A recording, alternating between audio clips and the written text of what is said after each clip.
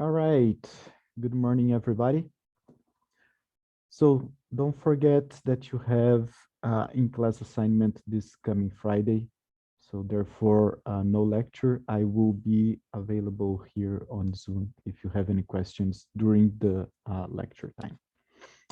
Okay, so for today, we will start chapter number 7. So let me share my screen with you and present what we are going to cover for this chapter. A quantum model of atoms. So in this chapter, we will return to study the atomic models and atoms more specifically, and then from there we will go back to how atoms are connected. Okay, so in this chapter we start with talking about waves and energy. We will go back to the Bohr atomic model and discuss it a little bit more, and also talk about the duality wave particle of light.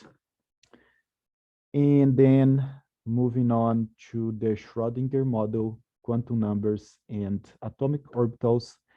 And finally, we will finish this chapter talking about periodic properties, specifically size of atoms or ions, ionization energies, and electron affinity of elements. So we are in big trouble regarding the schedule of this course. So I was supposed to be around chapter number 9 at this point. So to save some time, I will have to sacrifice the part that talks about the Schrödinger model, quantum numbers, and atomic orbitals. So what I'm going to do is to make available a recorded lecture, and then you can watch it if you want to. Okay, so with that being said, let's start talking about waves. There are two kinds of waves that are classified regarding their nature. The first kind of wave are called mechanical waves, and those are waves that need a medium to propagate.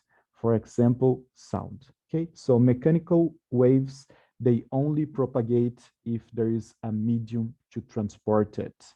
For example, air, water, a solid, and so on.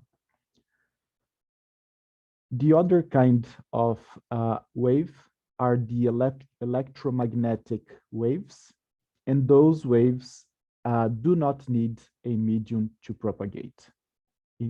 For example, light. Okay, so that means light can travel in the vacuum. Okay, so no need for a medium to transport the wave. That's the reason why the light from the sun comes to the earth, but the sounds of the sun explosions do not hit the earth.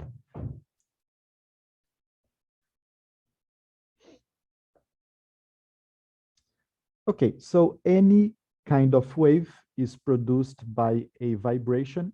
For example, we can vibrate the strings of a guitar, and this vibration will vibrate the air and producing a wave in the form of sound, for example. So if you have a string and you move the string up and down, you produce there a wave as well. Okay, so something, a source has to vibrate to produce waves. And one important thing is that wave only transports energy, not matter. Okay, so a wave consists of only transporting energy, and that's it. To characterize a wave, we are going to use three different things. The first one is the amplitude. Second one is the frequency of the wave. And the third one is the wavelength of the wave. So let's start about talking about the amplitude of the wave. Okay, so imagine that we have a string and we are moving the string up and down, and that creates a very nice wave in this string. The horizontal line represents the zero.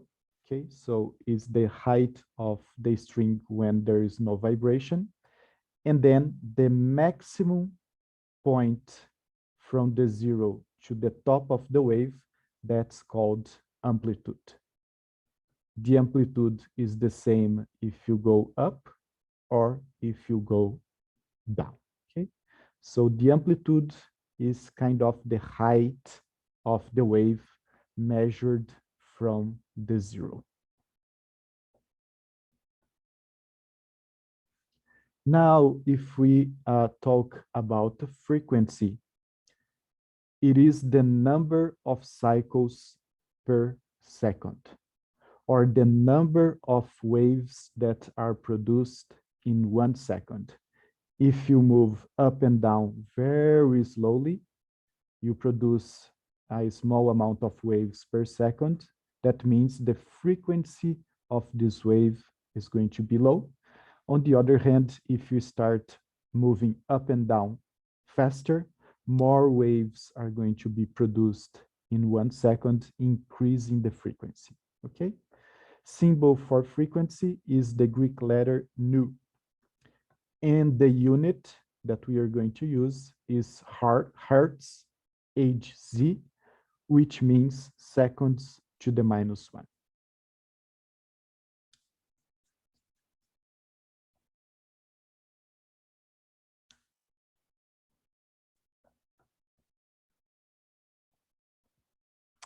And finally, the wavelength. The wavelength, it is the distance between two successive identical points in the wave cycle. So let's go back here to our wave. Starts here at the max, goes all the way down, and then recovers, goes all the way up, okay? The wavelength is going to be the distance between 2 points where you have the same identical thing happening. Here we start with the maximum going down. And when we go all the way to the next maximum going all the way down, that's called wavelength. You also can measure from the down part of the wave. So if you mark this point here, that's the minimum of the wave. It will go all the way down and back up. And this point here, the distance between the two minimums is also a wavelength. Okay, so always the distance between 2 points where one cycle of the wave was completed.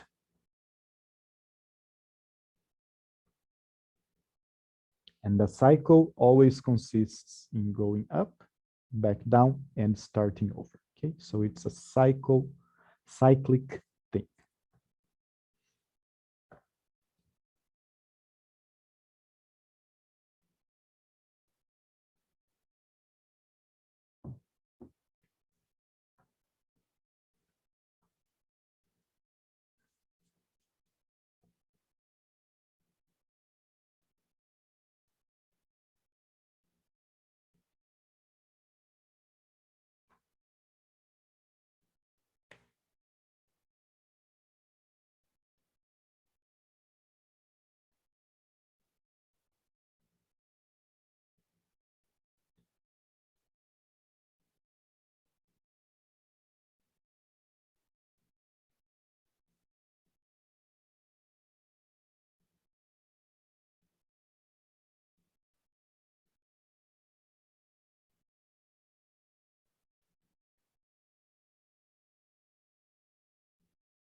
Okay, so now I want you to think about the speed in which this wave moves across the x-axis. Okay, so let's go back to our string.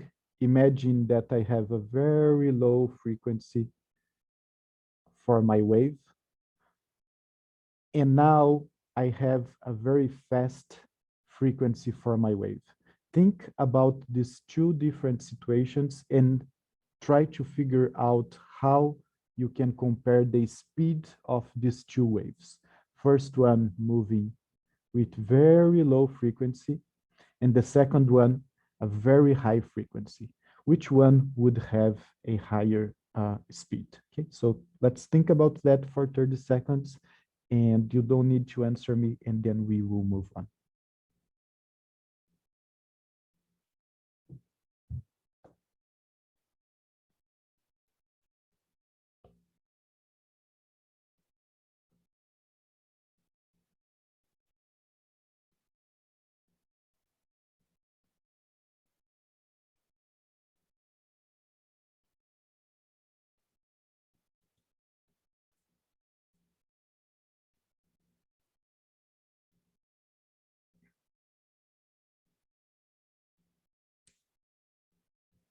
Okay, as you may think, if we are producing waves with very high frequency, they will travel much faster than with low frequency.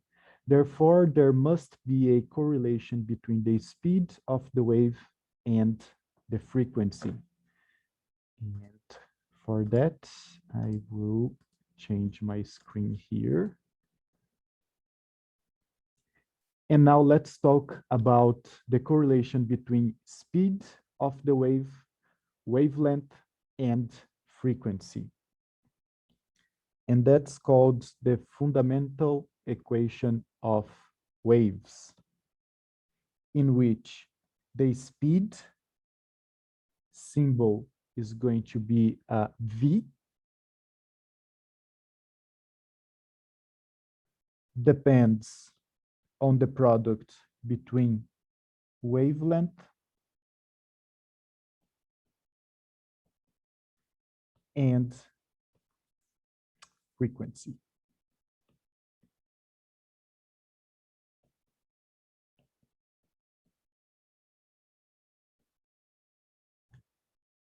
So that's how speed, wavelength, and frequency are correlated for any kind of wave, either mechanical or electromagnetic.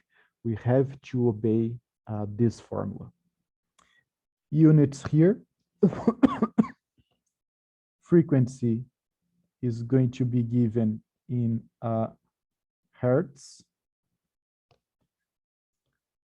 The wavelength we are going to measure in meters. Therefore, the speed is going to be given in meters per second.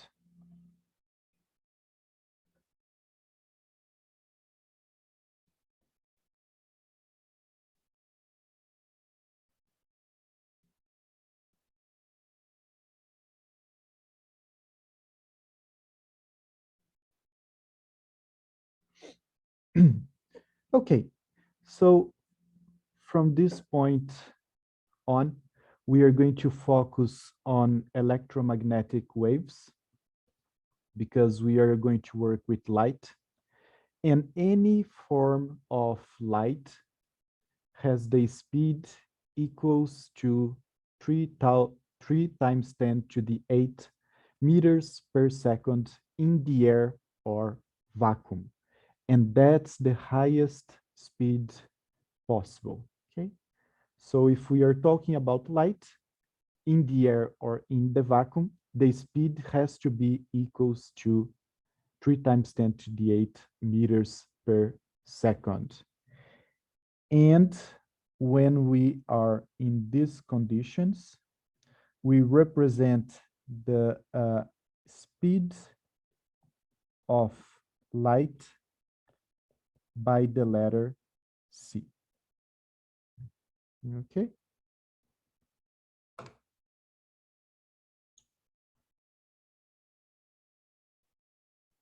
And just here, a quick recap. The part that you can see from the electromagnetic spectrum is a very tiny little part. So that's the part that you can see from all the possibilities. And that ranges from 420 nanometers for wavelength all the way to around 750 nanometers for the light wavelength. And that's the region that covers the violet, blue, green, yellow, orange, and red light. And this is what you are capable of seeing. Below the violet, we are going to have ultraviolet, X-ray, gamma rays, and cosmic rays. So see here that below the violet, we are decreasing the wavelength. And above the red, we are going to have infrared, microwave, and radio waves. So above the red, we are going to increase the wavelength. Okay, so infrared and microwave, they are usually correlated with the vibration energy of the molecules, and then radio waves, they cannot do much.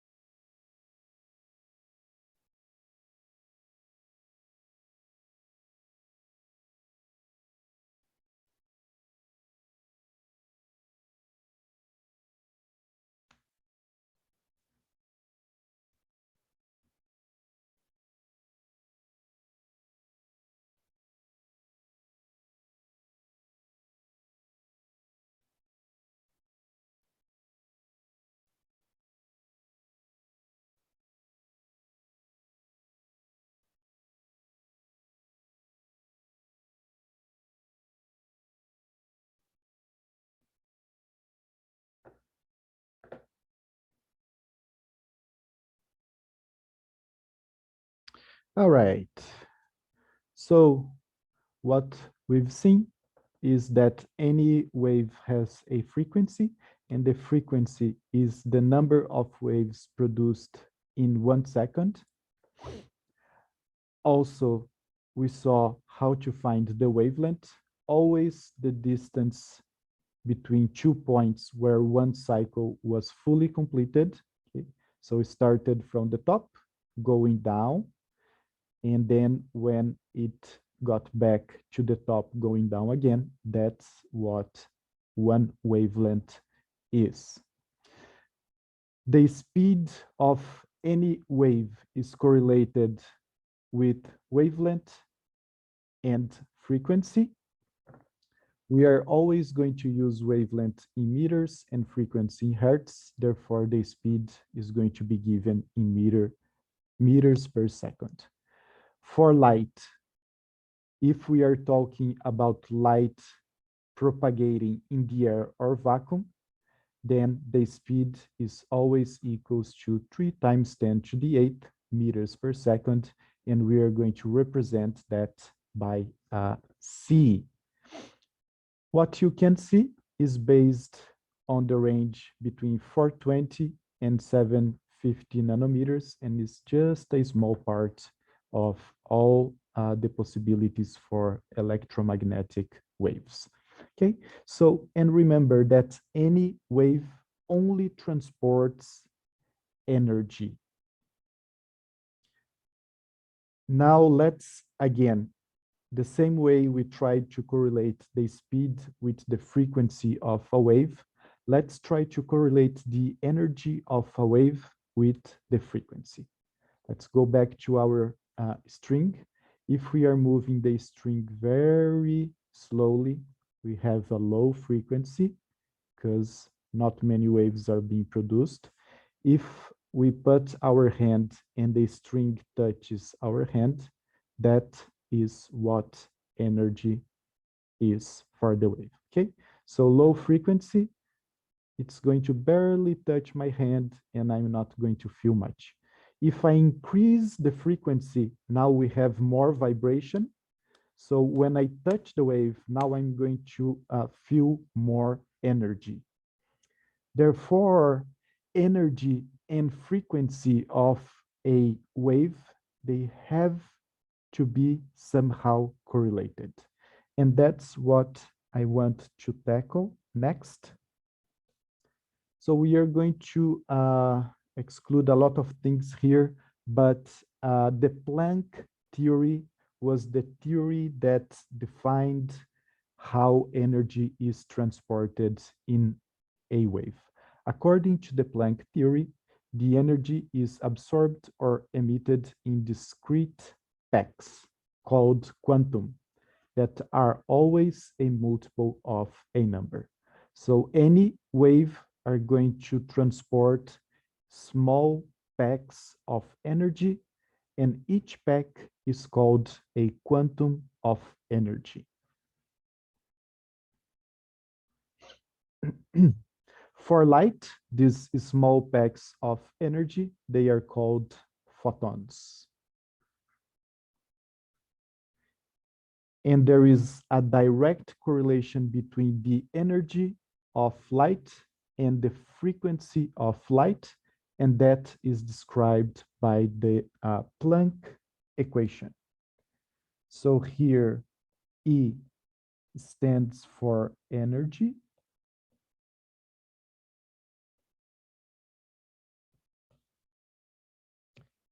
In this formula, H is going to be the Planck's constant, okay? And the value for the Planck's constant is 6.63 times 10 to the minus 34 joules times second. And then here is the direct correlation with the frequency. Units, frequency is going to be given in hertz. The Planck's constant, as we just saw, is in joules per second, joules times second. Therefore, the energy of an electromagnetic wave is going to be given in joules.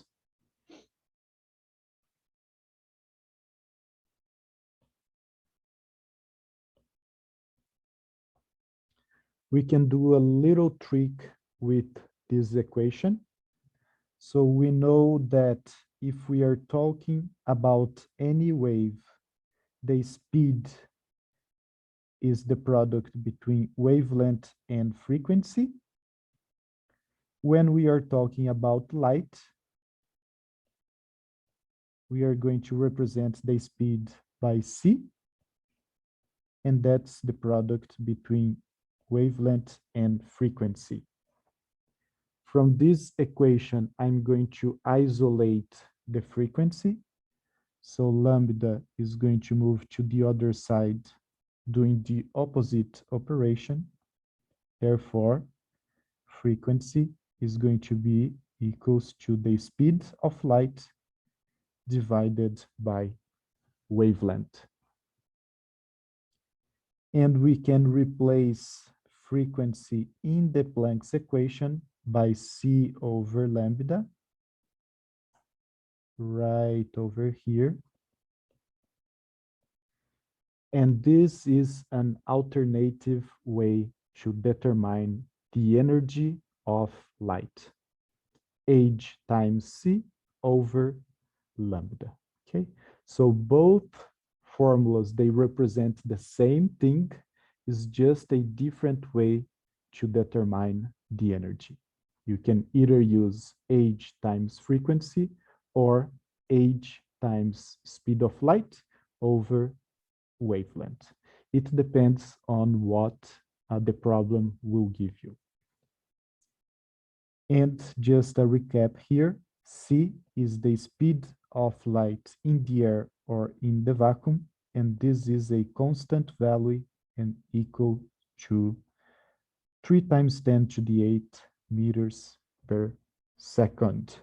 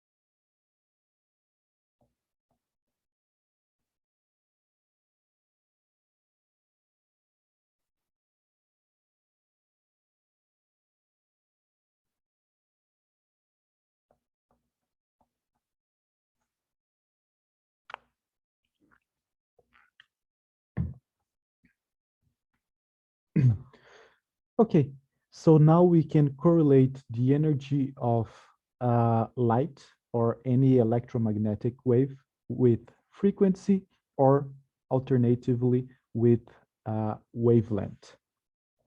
So let's take a look in the correlation between energy and wavelength. From the Planck's equation, we know that energy is the product between the Planck's constant and the speed of light in the vacuum over the frequency. So therefore, if the wavelength increases, the direct consequence on the energy is going to be a decrease in the energy of the wave. Okay? So imagine a lazy wave where the wavelength is really long. So therefore, the energy is going to be decreased. Now, if the wavelength is short, the waves are more compact. That will result in an increase of energy. If we analyze the visible spectrum of light, the colors that have shorter wavelength, they have higher energy than the ones that have a longer wavelength. Therefore, red light has less energy than purple or blue light, for example. And if you go below purple, you have UV, X-rays, and gamma rays. So the energy is increasing from right to left. And above the red, you are decreasing the energy. And that's how you can correlate the wavelength of the wave with the energy of the wave.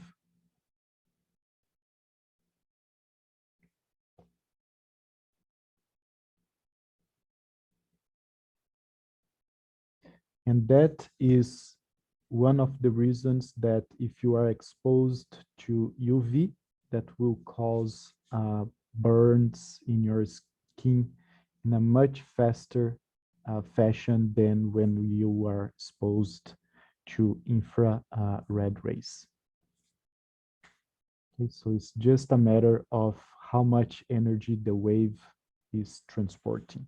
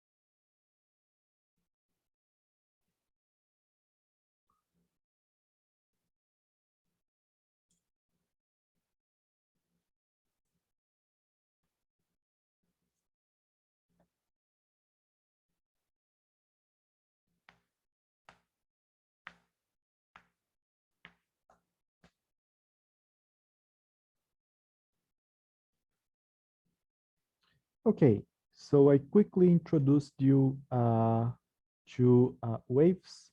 I showed you the correlation between speed, wavelength, and frequency. And I also showed you how the energy can be calculated when we have an electromagnetic wave. So we are going to use the Planck's constant that correlates energy with the product between the Planck's constant and the frequency. We can do a small trick in the Planck's equation, replacing the frequency by the ratio between the speed of light and wavelength. Therefore, an alternative way to determine the energy using the Planck's equation is the product between the Planck's constant, speed of light, divided by the wavelength of the wave. You must be able to correlate energy with frequency and energy with wavelength. What happens with energy when frequency increases or decreases, and the same thing related with the wavelength. Okay, so let's go back to the PowerPoint. Okay, so now that we know a little bit about waves and how to determine the energy of the waves, let's go back and discuss a little bit more about the Bohr atomic model. Okay, the Bohr atomic model came after the Rutherford model, atomic model, and let's just do here a quick recap. The Rutherford's atomic model had a positive charge concentrated in a small volume called nucleus, and the electrons are moving in orbits around the nucleus. The problems for the Rutherford model were that first, moving electrons in orbit must continuously irradiate light and eventually lose energy. Okay, so that means the speed would start to decrease and the electron would eventually fall into the nucleus, and that will annihilate the atom. And the second issue that we had, it was to explain the spectral emission lines. Any element, when excited by a radiation, will emit a set of very characteristic emission lines. Okay, so we call these emission lines. So the Bohr atomic model came with the intention to overcome those problems. And remember that we discussed very briefly, for Bohr, to solve the problem that the electron would lose energy and fall into the nucleus, Bohr said, okay, that's very simple. We are going to consider here that there are some orbits when the electron is in it, where there is no loss in energy.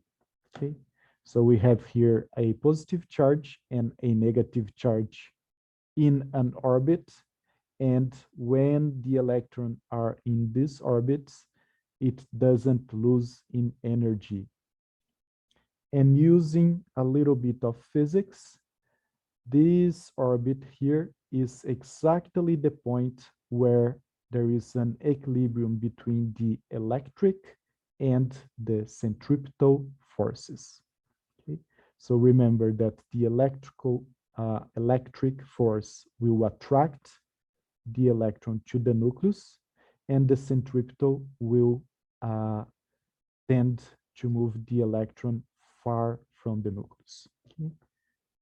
And therefore, in these orbits, we have an equilibrium, which means no loss in energy.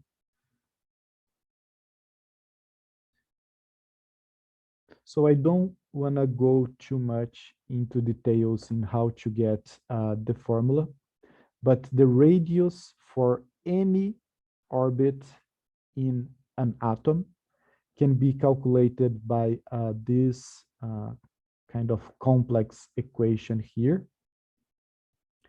What I want you to pay attention is the last factor in the equation. We have here n, which is the number of the orbit, and that can be 1, 2, 3, 4, and etc. And z, which is the charge of the nucleus, or the amount of protons that we have in the nucleus. What happens with the radius when we increase the number of the orbit? Well, there is a direct correlation between radius and the number of the orbit, as it should. So far we move from the nucleus, larger is the radius of the orbit that the electron is moving. On the other hand, if we increase the Z, atomic number or number of protons, we are increasing the positive charge of the nucleus. Now we have a lot of positive charge attracting the electron. What should happen with the orbit? Okay, so it's an inverse correlation between radius and Z, as it should. So higher the atomic number, higher the number of positive charges, which will result in a stronger attraction between nucleus and electron, causing a decrease in the radius. So therefore, if we have an element with a lot of protons, we expect the radius to be smaller for the same orbits.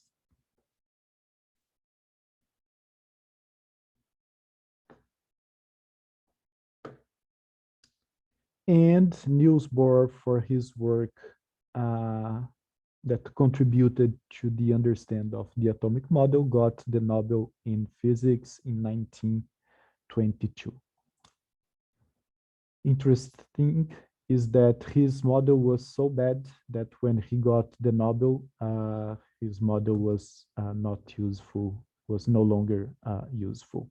So the Bohr atomic model is basically a bridge between Rutherford and the Schrödinger atomic model.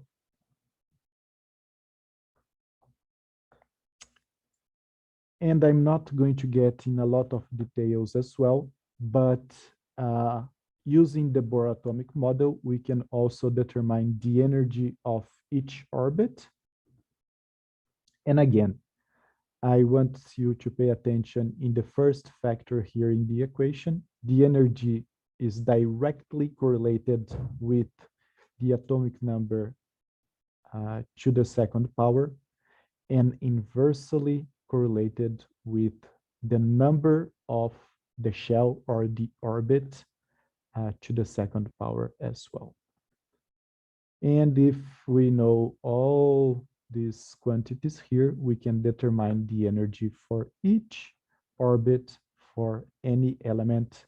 For hydrogen is a very good approximation. As you increase the number of protons, the model starts to not be so good.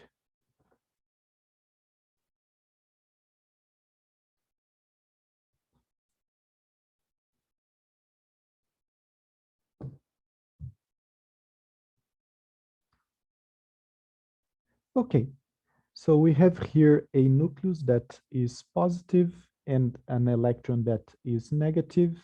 So the most stable situation is the negative charge as close as possible to the nucleus. And once this orbit is filled, then we have to start filling the next ones. So therefore, the spot in the atom with the lowest energy possible is the very first shell here. And after that, we are going to decrease the energy, okay, or become less stable. So imagine here the first orbit as the first row in a concert. So that's the best place to be. And then, of course, we cannot hold many people here, many electrons. So after this is being filled, we must start filling the outer orbits. And then we can represent the energy of each orbit using the energy diagram as well. So we have the very first shell here as the lowest energy. And as we move to the second, third, and fourth, we are going to moving on towards less negative values for the energy. And the dream of any electron is to be right here, as close as possible to the nucleus. Okay, so n equals to 1 is the best place to be. And then we have n equals to 2, 3, 4, and etc.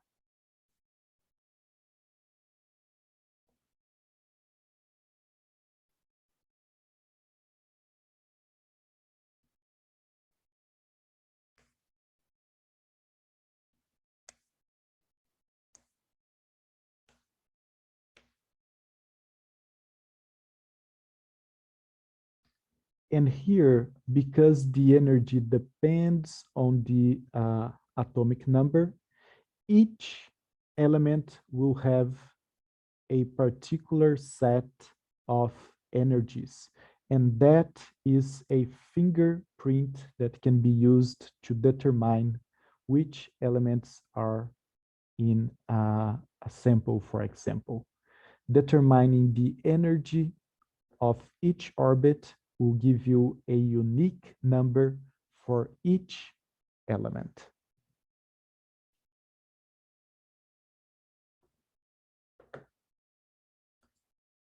Okay, and to finish here, I would like to talk about electronic transitions. So let's move to my other screen here. Okay, as I told you, the best spot for the electron to be is as close as possible to the nucleus. Okay, so n equals to 1 is the most stable shell that we can have. And then as you move up, the shells become less and less stable. However, we can perturbate the atom and force the electron to move from a lower shell to a higher shell. And those movements between shells are called electronic transitions. Okay, so if we have an electron in a lower shell, by definition, this is a very stable situation. However, if we provide energy to the electron, we can force this electron to move out of this shell and into an upper shell. So giving energy to the atom, we can move this electron, for example, from shell number 1 to shell number 2. The movement that you can make will depend on the amount of energy that you provide to the atom. Okay, so we have here an energy gap to be filled. More energy you give, higher the electron will go. Once you moved the electron to a higher shell, absorbing energy, of course, the electron is not happy because now it's far from the nucleus, and the natural trend for an excited electron is to go back to its original shell. Okay, so this situation is not stable, and then it will go back to its original shell. Once the electron moved back, now it's in a more stable situation, and electron now is happy, and the movement from an upper shell to a down shell releases energy. And that's basically what electronic transitions are. It's just a disturbance of the electron configuration. To move an electron up, we need to give energy, creating an unstable situation where the electron will move down. Every time it moves down, releases energy. And again, because there is an energy gap, we can correlate this energy with the frequency of the energy that's going to be absorbed or emitted. And see here, that's what the figure on the right side represents.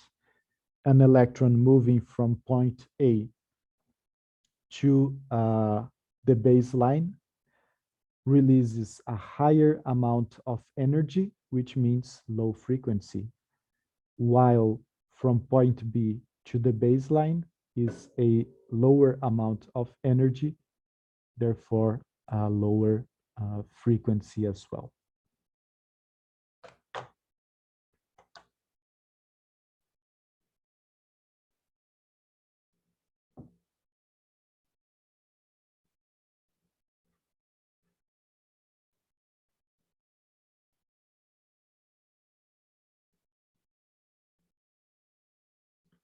And again, remember that because of the energy depends on the atomic number, each element will have a unique set of energy, therefore a unique set of light absorbed or emitted.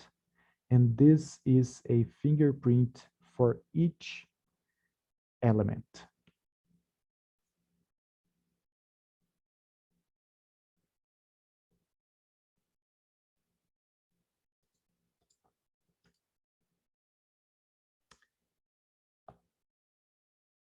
And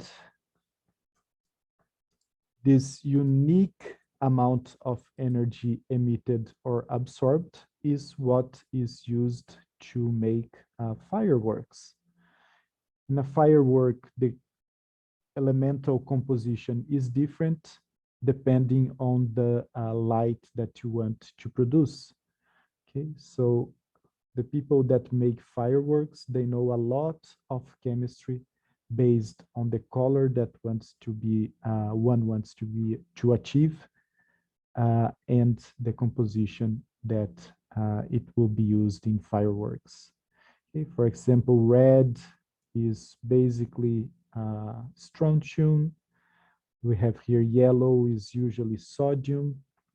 And again, when a firework explodes, there's a huge amount of energy released that's going to be used to make electronic transitions in the elements that are in the firework. Once the electron moves up, that is unstable, it will move back down, release energy in the form of a characteristic color of light. And that's the same idea here for the northern lights, for example, okay? So that's only based on electronic transitions, and that different elements have different electronic transitions. Okay, and then with that, that is the point we will stop. On Friday, we will have the in-class assignment, and then we will resume on Monday. Okay, have a good rest of your week.